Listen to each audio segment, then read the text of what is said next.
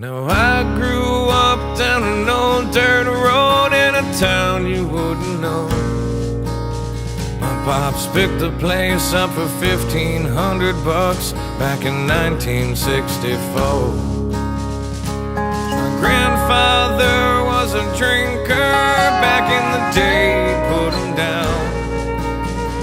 But a war is known to change a man, and the whiskey's known to change a man. That's not me. I rarely drink from the bottle, but I'll smoke a little weed. I still live in the sticks where you wouldn't go, in a town of 1,200 off an old dirt road, and a country boy is all I'll ever be.